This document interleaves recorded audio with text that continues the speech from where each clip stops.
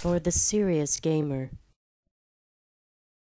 Hey, what's up, people? It's Guns for Hire from NextGenTactics. Just giving you a quick update as to what's going on in the NGT world. We have some upcoming gameplay videos from our newest video producer and assault class specialist, Killer God 23. You might have seen some of his stuff. We also have Gun Shop Episode 7 now showing on our website, talking about 3D technology. If you want to watch Episode 7 now, just click on the link in the description underneath this video, or just wait for it to hit YouTube. Peace. Enjoy. Hey, what's up, crack lickers? Welcome to the Gun Shop. I'm Guns for Hire from NextGenTactics. This is Episode 6. For those of you that saw 5, you know that I'm kind of in the doghouse because I posted a couple of pics of my wife on there and I drew on one and whatever. I'm in a bit of a dry spell right now, if you know what I mean. So, since she's pissy and I'm not getting any nookie lately, why not throw some fuel on the fire? I got a recording of her playing Call of Duty 4 actually on April 4th, last Sunday, real recent, and there's some funny things. You gotta listen to the ending because it's pretty funny. So if I wasn't in the doghouse, I will be now. It's like I'm tickling her.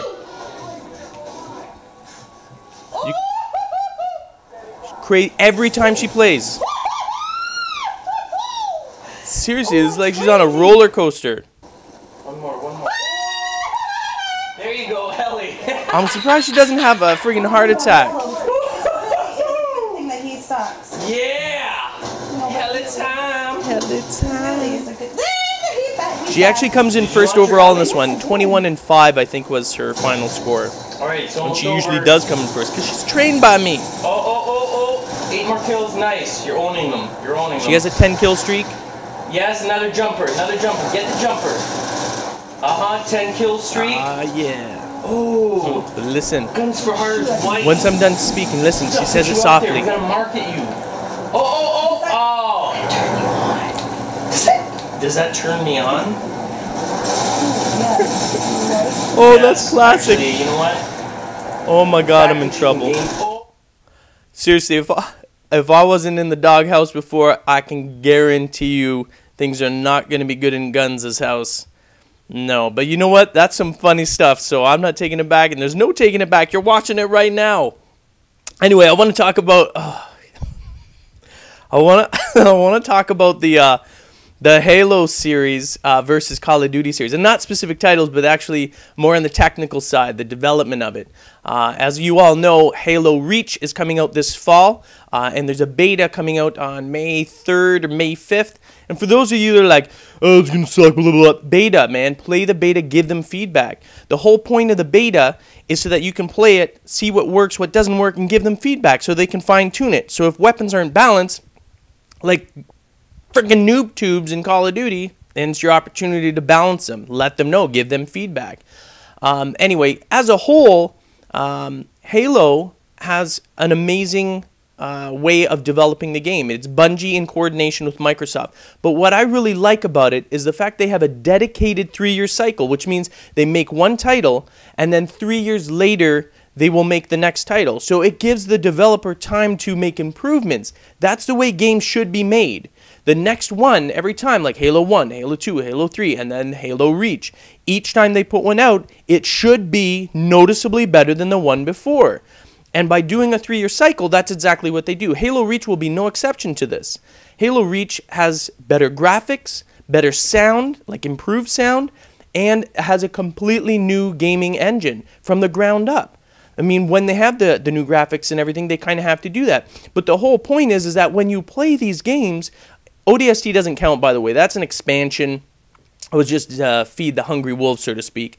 Anyway, when you play the next one, you want to be like, wow, that is friggin' way better. You look at number 1 compared to 3, there's a noticeable, huge difference in the gameplay, and that's the way it's supposed to be. There's supposed to be that gap. There's supposed to be constant improvements. That's what we want. That's what we demand as gamers. We want that new experience, or else we start plateauing, we get bored, and we leave the series behind, and nobody wants that.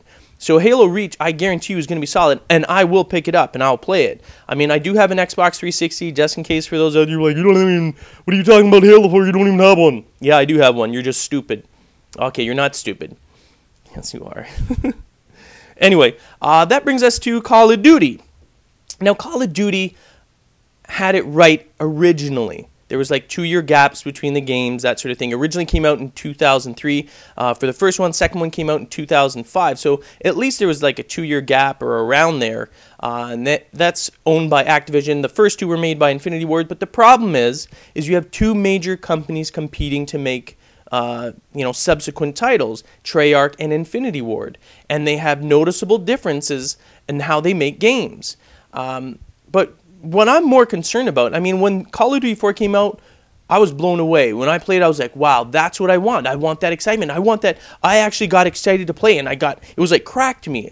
I mean, I was, going in the next day to have to sit across from lawyers and stuff like that, but I was staying up till like 1 or 2 in the morning playing this. I was like, oh man, I can't believe it. It's so good. And I just kept on playing it. But then World at War came out, and it wasn't bad. I like World at War. For those of you that don't like it, it's basically the same thing. They use the same game engine as number 4 because Activision owns it. So they said, here, Treyarch, use this instead of your crappy one. And so the gameplay was very similar. The weapon's a little bit different maps, but the gameplay is similar. But then all of a sudden, 1 year later again, we got Modern Warfare 2. And then 1 year later, we're going to have Black Ops. They're pumping out games every single year. This is not enough time for a developer to make vast improvements, which they do in Halo with Bungie.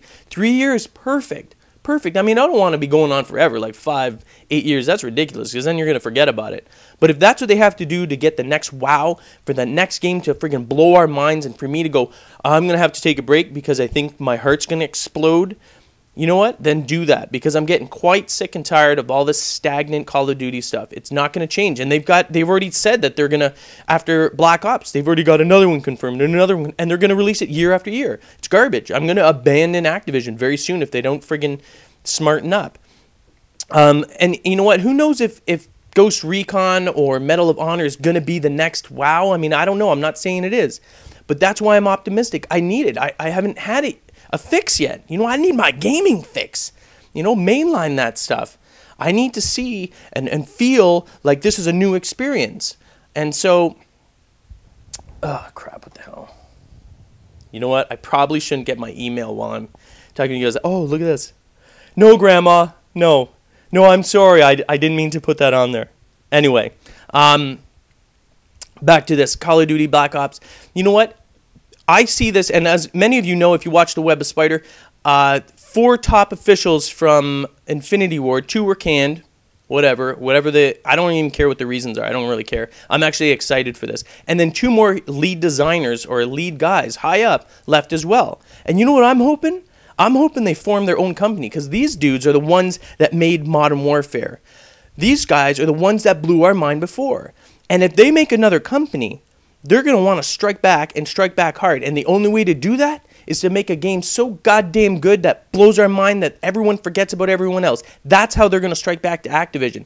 So I'm very excited. I can't wait. And I'm going to be following the news very closely to see what these 4 guys do. If they create a new company, you guys got to watch that. And I'll fill you in, and I'll make sure I'll let you know. But I can guarantee you, if they do that, that's going to be when we get our minds blown. And hopefully they take advantage of the new technology. Maybe they wait for the new systems to come out. And then we'll be like, holy crap. I can't, oh my God. Oh my God, it won't go down. You know what I'm saying? I want a perma-boner. Okay, that's a little disgusting. Let's edit that out. Nah, I'll leave it in. Whatever. Anyway, last thing I want to talk about is a big marketing campaign by Activision. We all know that now. But there was these encrypted USB keys, data keys that were sent to all sorts of different gaming sites and to certain Call of Duty companies as well, like gaming sites or whatever. And, it was all like encrypted and you couldn't figure it out, blah, blah, blah. But you know what? It's traced back to Activision. And since it was sent to Call of Duty, you can almost be guaranteed that it's going to be the promotion campaign for the new Call of Duty Black Ops. It's really clever and everything like that. I think it's supposed to be sort of release something in the second week of April, so I'm curious about that. Anyway, that's it for this show. Next show, we're going to be talking about 3D technology and what that means to us as gamers. So I'm kind of, on the edge about this, but, who knows? Maybe it'll be a good step. Anyway, I'm Guns for Hire from NextGenTactics. Thanks for watching. Peace.